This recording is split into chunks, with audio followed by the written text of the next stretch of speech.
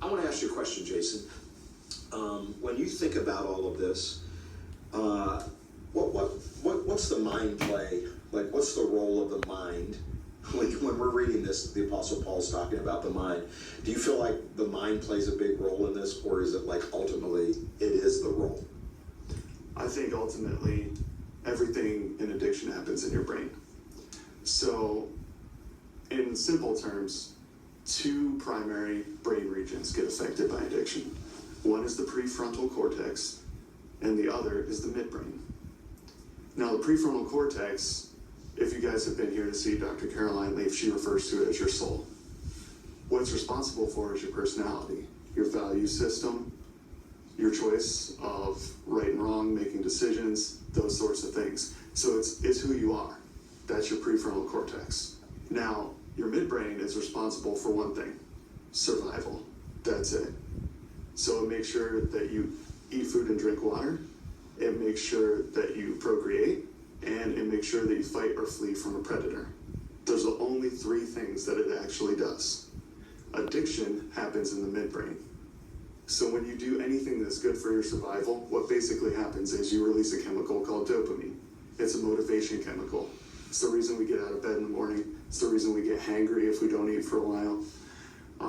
So how this works basically is when a baby is born, the first thing we do is feed it. The reason we feed it isn't because it's hungry.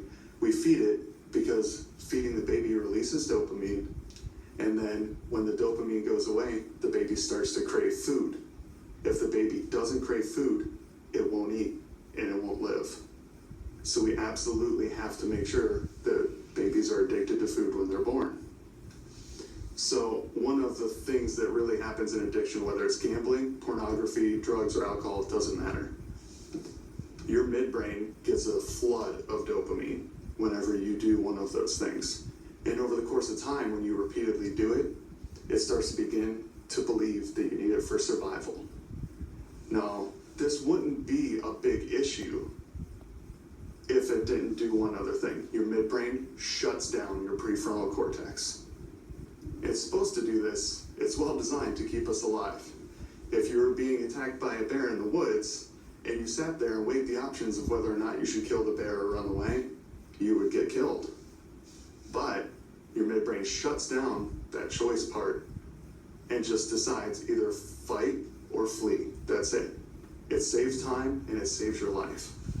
But unfortunately, addiction, over the course of time, if the midbrain gets turned on when you're craving whatever it is, whether it's behavior or a chemical, it shuts down your sense of right and wrong, your choices, your values, your personality.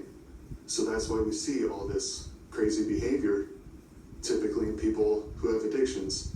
We see manipulation, we see lying, we see stealing, we see all sorts of things that happen, and we think that's them, they're making bad choices, they're bad people.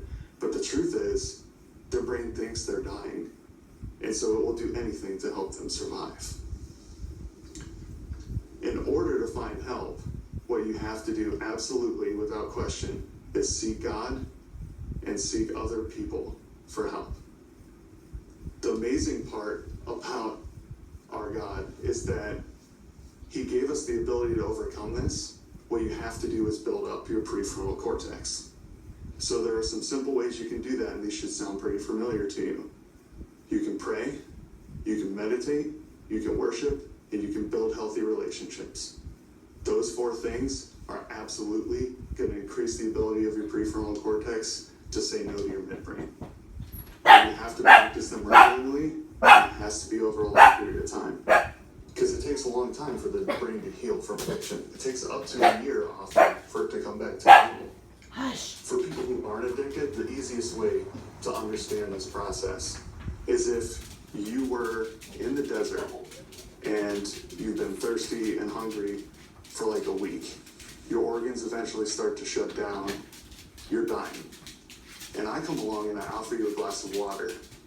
But I tell you in exchange, I need your kids, your wife, your job, your house, and all of your friendships. You're going to take the water. Everyone would. Not because we're bad people, but because during times of survival, cortex is shut down. So what will happen is you'll take the water, you'll drink it, satisfy your midbrain, and then your cortex will come back online, and you'll do things like lie, manipulate, beg to get me to give you back your stuff. This is exactly how addiction works. Wow, it's amazing.